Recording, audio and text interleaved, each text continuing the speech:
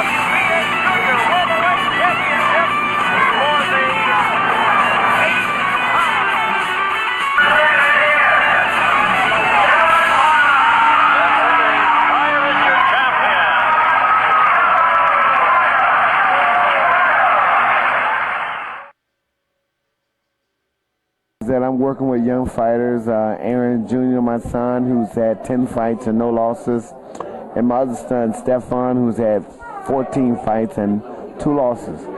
And I'm a Baptist preacher out of Cincinnati, Ohio.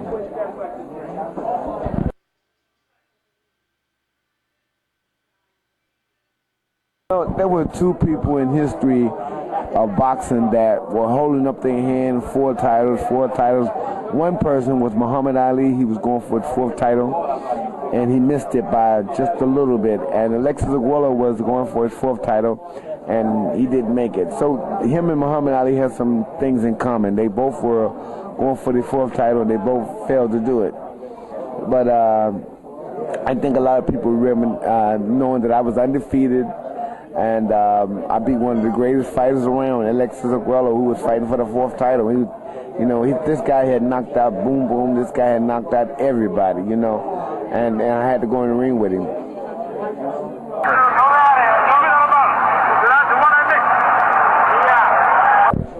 Well, look, we interviewed Panama.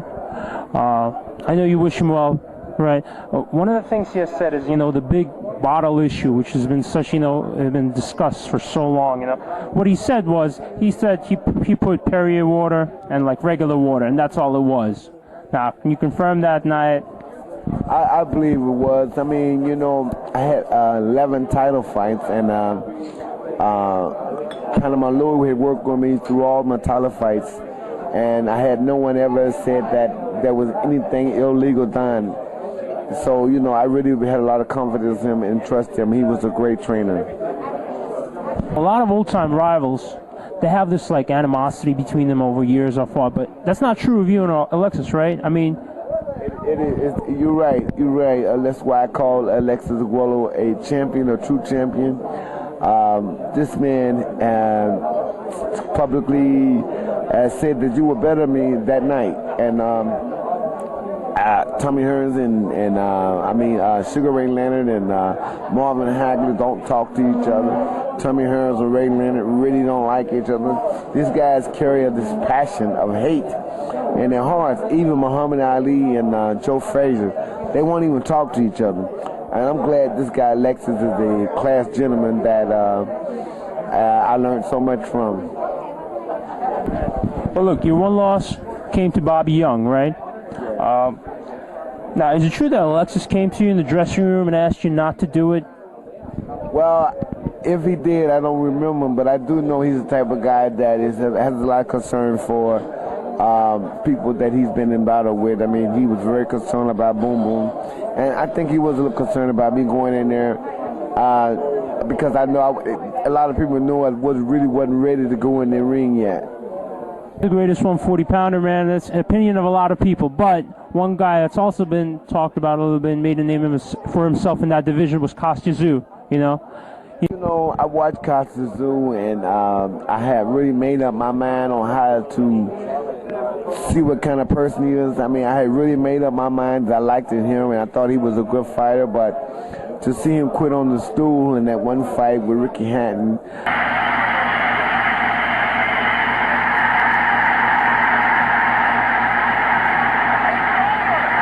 was just not like Kostya Tszyu. I mean, not like a real champion. I mean, I would have went down. I would have died before I quit in the Aguero fight. I mean, you know, and that's the type of attitude you got to have when you go in there with great champions. And Kostya Tszyu went in there with Ricky Hatton, and I tell you, he quit.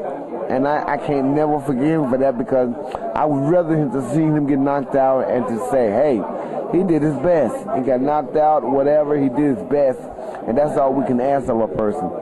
And that night he didn't do his best. Well, look, the thing he said was, it was about his family. But, I mean, can you really think about your family, like, if you're in the ring like that? No. I mean, when I fought Alexis Aguero, my wife decided she wanted a divorce while I was in training camp. The papers were sent to me in training camp, and I took the papers and I kept training because I had something to do. I had to beat Aguero and did I could do with any other thing that goes on in life. And so I'm sure that he could have took the same road I took. Put all the troubles behind him and get the fight out the way. My father, you know, he was a great champion, like one of the greatest fighters ever to be in the sport. And it can never be another Aaron Pryor. Well, you know, Aaron Jr. he's tall because his granddaddy. He's 6'4", and he weighs 160 pounds. For the last 2 years, he's been living with Emmanuel Stewart in his basement. He showed everybody how dedicated he is by going up there and staying in training camp. And he's fighting next weekend in Las Vegas. I'm so proud of him. I just don't know what to say. I'm so proud of my son, Aaron Jr. And of course, I have another son called Stefan, who's had 10, 3, and 2. He has a chance, and I'm just waiting like everybody else is, waiting to see what they do. You also have a website, right? I want you to give a little plug for that. You know? Hey, you know, all of my fans and friends who know that I'm still a Hawk, could go to my website at hawktime.com, www.hawktime.com, and you can see what the Hawk doing in life. You know, me being a preacher, me being a Hall of Famer, me being a world champion, me being a top amateur boxer.